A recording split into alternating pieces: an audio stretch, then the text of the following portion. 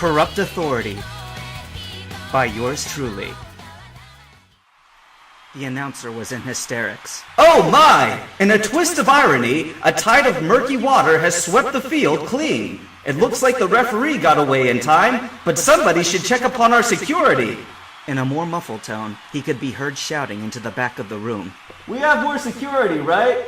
The people in the crowd were also yelling wildly, some in ecstasy at receiving a better show than they were promised, some in terror of the life-threatening levels of power displayed within the arena, but most with jubilation for what had just happened. Kenta looked around until he spotted one of the major camera crews and pointed a finger at them as they continued to record. I know you're watching, Arcada, and you too, Mr. Kurisawa, and all of you faceless weasels who make up G.R.I.P. Up until now, I've been in hiding just like you, but I'm not hiding anymore. You kidnapped my friends. No, much more, you stole everyone's Pokemon. I don't care how you try to justify it, or how you paint those who stand against you like a troublemaker. You want to make me out as a terrorist? Well, I won't take hostages, but I will make demands. Release our Pokemon, or I won't hesitate to use force. That's the only language you understand. The stadium erupted into cheers and applause. Aside from an exceptional few, every member was a Pokemon enthusiast, still rooted in the old ways. As the fanfare continued, another figure walked out from the west gate of the Colosseum, followed by a lumbering, fearsome-looking Swampert. All voices hushed, for he was the one who had sent forth the muddy water tidal wave that had saved Kenta. He surveyed the field for a moment, then raised both arms as he addressed the crowd. My name is Brendan Birch, he shouted, and I am on Gold's side! Another trainer emerged on the field, this time from the east side of the arena. It was the purple-haired female champion of Heron, followed by her younger sister. She also raised her voice so that it reverberated off the stadium walls. My name is Rosette Cedars, and I am on Gold's side! The microphone in the announcer booth gave a sudden shriek, and instead of the announcer's voice, another came through, strong and confident. My name is Red. I am on Gold's side. He paused, then spoke again. And that's my Venusaur on the field! True to his claim, Venusaur had suddenly perked up and looked around expectantly, having heard his true master's voice. Well, Stephen? Asked Kenta, looking across at his former opponent on the other side of the field. You're awfully quiet. Don't you have anything to say? There was another electrical screeching noise, this time from the scoreboard. The faces of the trainers were gone, having been replaced by a live feed to what looked like a trainer bedroom with multiple Pokemon dolls. The background was difficult to determine, for most of the screen was taken up by the face of a young woman in her 20s. She had long and curly black hair, and wore contacts that made one of her eyes impossibly blue, and the other impossibly green. She glared at the camera, so that it appeared she was glowering down upon the trainers below. Don't speak, Stephen, she said quickly and curtly. Out of admiration for you, I will speak now, lest the pressure of this crowd impair your good judgment. Kenta stared up at the screen, confused. He glanced around. I think I missed a step. Who is this? Blue, who had just come out onto the field riding his Blastoise, glared up at the screen with his arms crossed. Damn that woman! She interrupted my entrance! Jen. Red's voice issued again over the loudspeaker. That's her champion name anyway. She's the person Blue beat before I cleared the Elite Four. What? Brendan stared up at the screen in surprise. You mean she's the Steven of the Kanto region? In the loosest sense, yes, snarled Blue. If Steven was an arrogant bitch. Jen smiled humorlessly. That hurts coming from you, Blue, she said smoothly. But let's not make this a personal thing. It's bigger than any of us. Agreed, said Kenta, his eyes now glued to the screen. Speak then. Why are you here? I want to talk reason, replied Jen. I knew there would come a day when someone like you would pull a stunt like this, using the very rhetoric you've spouted. The fact is, I've even rehearsed for it. So let's put aside G.R.I.P. and rebellion for a second, and just talk about the natural way things used to be between humans and animals. In short, we used them. We may have befriended a few dogs, cats, and horses, but the rest we turned into food and tools. We could do that because we were stronger and more numerous than them. That forever changed when Pokemon came to be. They now easily outnumber us. Quite a few specimens are more intelligent than us. And frankly, the vast majority of them are stronger than us. We have all become proverbial lion tamers, but sooner or later, the lions will get over their fear of the whip. Don't you think it might be better to end this facade on our own terms rather than facing a worse alternative? Kenta blinked, confused. Let me get this straight, he said slowly. You think we should stop catching and training Pokemon because you're afraid they'll all gang up on humanity otherwise? Humanity is no longer the top of the food chain, said Jen pointedly. Or for that matter, anywhere near it.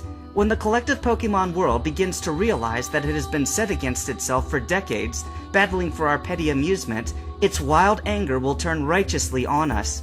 We're in for the worst war we've ever known in the history of human existence. Jen raised a finger pointedly. Unless we take steps to offset it now. G.R.I.P has taken the first of those steps. For instance, I trust you've seen the televised rehabilitation that they have done to former trained Pokemon? Kenta gave a barking laugh. Ha! Are you still using that tired narrative? Steven here was sure that his Metagross was in some program to go back to the wild as a kind of Pokemon ambassador. Funny thing, though, I found him in the possession of a guy from Ore, hundreds of miles from his native Hoenn habitat, in the middle of a damn desert. You want to tell me what that was about? Jen shrugged and gave a small, less than pleasant laugh. I don't claim to know every little detail of the rehab program, but I do know that the Steel type is one of the few that can survive desert conditions, unaffected by even the worst of sandstorms. Her smile widened. Oh, by the way, I thought you looked familiar. You say that you took that Metagross from a trainer while in Ore? Please, indulge my curiosity. Does this mean you succeeded in stealing the snag machine after all, Kenta Naina? Kenta's body went rigid. The surrounding crowd in the stadium stared on at him, entirely silent for the last few minutes, not even daring to cough. For a second, Kenta's eyes were veiled, but he spoke in a poisonous whisper that could be heard by all. You whore from G.R.I.P. You think you could just look down and call me the thief? Kenta produced a concealed Pokeball and tossed it skyward. Dragonite emerged, wearing a custom-made camera that fit snugly into his horn. Kenta pointed upward, and the dragon Pokemon ascended without a moment's hesitation, sending a blast of wind through the seats. I'll show you who's guilty of stealing! Red! Override the feed! Jen's face disappeared from the scoreboard, replaced instead by a bird's-eye view of Indigo Stadium via Dragonite's camera.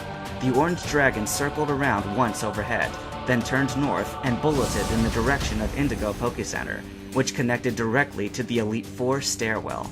Brendan gasped sharply and looked urgently up at Kenta's platform. Hey! Order Dragonite to turn around! I saw something in the video! Kenta glanced worriedly at him, but touched his ear and muttered under his breath. Abruptly, the Dragonite camera on screen spun around and returned Indigo Stadium to view. What, Brendan? Kenta asked sharply. I'm about to show the world what those lying bastards are hiding in the Elite Four HQ. Just keep watching. There! You see that? On screen, the sky was filled with dots of distant flying Pokemon. On the ground, a subtle dust cloud had formed as multiple armored vehicles moved along the road. In a moment, everything became clear. A mobile reconnaissance force was swiftly bearing down on the stadium, ready to engage any and all trainers who had disrupted the event. Some people in the crowd began to cry out in fright. Kenta narrowed his eyes. So that's why Jen wanted to keep me talking. What did I say, Red? Force is the only language they understand. Good thing it's a second language to me. Red boomed grimly over the loudspeaker. This is it, everyone. If you came only as a pedestrian, leave now before you get caught up in the crossfire. If you're here to make your stand, then get ready for battle. The noise of the stadium increased exponentially as crowds of people jostled and scurried out of their seats in different directions. Kenta touched his ear again, which, if one were to inspect closer, contained a custom-made mini-communication device, courtesy of Bill. This will be a meaningless skirmish if we don't show everyone what they need to see while they're looking. We may even be able to avoid battle completely if we hurry. Go, Dragonite! Get to the Elite Four HQ! Extreme speed! Once more, as Dragonite sped off, the scoreboard screen featured a distant Pokemon Center surrounded by Cobalt Mountains, drawing closer, closer, closer. Then suddenly, the feed froze. The screen blinked out for a second, and to the horror of all watching, returned to the face with the blue and green eyes. I got it! a male voice shouted triumphantly in the background audio. "Sorry, Bill, but I'm the new—" "Shut up, C!" Jen shouted angrily, looking into the right of her screen for just a moment. Her gaze returned to the camera, eyes alight with fury. "You insolent little... How dare you cut off my feed! Of course, now you realize that your well-being is in my hands, don't you? Try a stunt like that again, and I'll make sure that arrest is the least of your problems."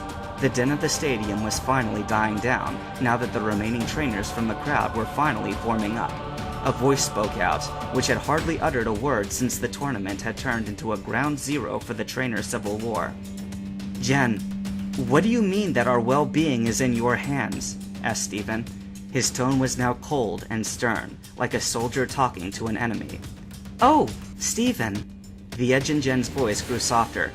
"I don't include you, of course, but it means exactly how it sounds. That force headed your way? It's mine to command." "What?" Now Rosette spoke, befuddled. "Are you the head of G.R.I.P?" Jen just smiled. "No, she's not," said Blue, an edge of irritation in his voice.